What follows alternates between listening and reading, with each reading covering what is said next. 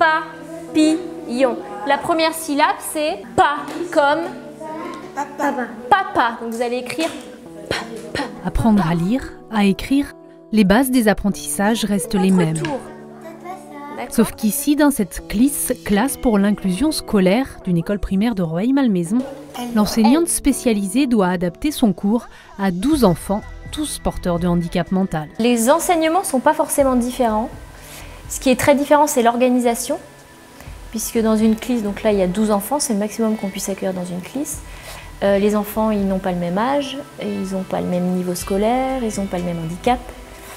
Ils n'ont pas la même personnalité, mais ça c'est comme tous les enfants. Ils n'ont pas du tout le même cursus scolaire. Et donc ce qui est important déjà dans une classe, c'est de créer un groupe classe, de créer quelque chose qui puisse harmoniser la classe. Au-delà de l'apprentissage, la CLIS, à la différence d'un établissement spécialisé, permet à ces jeunes élèves de poursuivre très tôt leur cursus scolaire dans une école ordinaire. Les enfants de la CLIS partagent les temps de restauration et les récréations et les temps de centre de loisirs pour certains avec les enfants des autres classes. Et en plus, pour certains enfants, pour qui c'est possible, ils sont intégrés dans d'autres classes, 1 heure par jour, 1 heure par semaine, que ce soit pour... il y en a qui sont inclus en sport 1 fois par semaine, j'ai 3 enfants qui sont inclus en lecture 1 heure par jour en CP.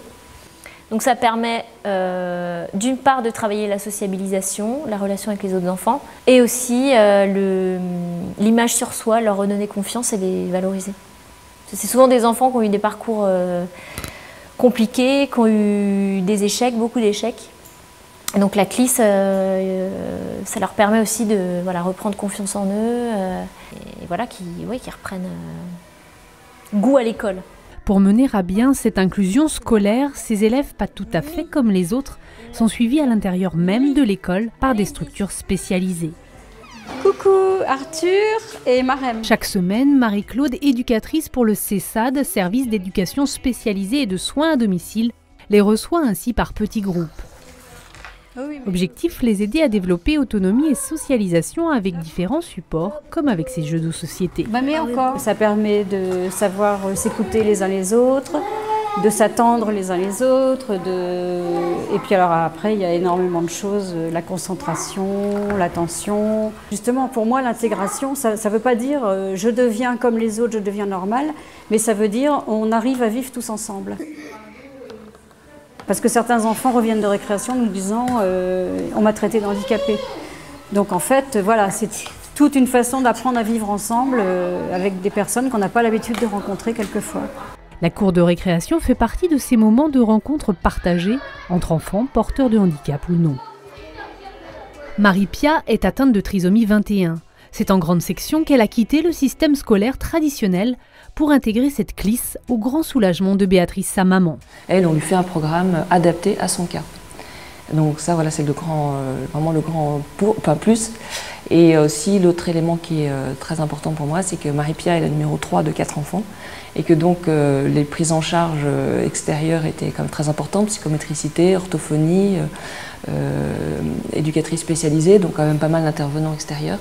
Et ici, grâce au CESAD, les prises en charge ont lieu pendant les heures de classe. Marie-Pia, elle est heureuse ici, il y a d'autres enfants avec qui elle a lié des amitiés en dehors de la CLIS, et elle est tirée vers le haut. C'est vraiment chouette, vraiment parce qu'ici, elle apprend et elle est à l'aise, et à l'extérieur, elle est tirée vers le haut. Je pense que le problème des établissements spécialisés, effectivement, c'est que c'est un peu le nivellement par le bas, quoi.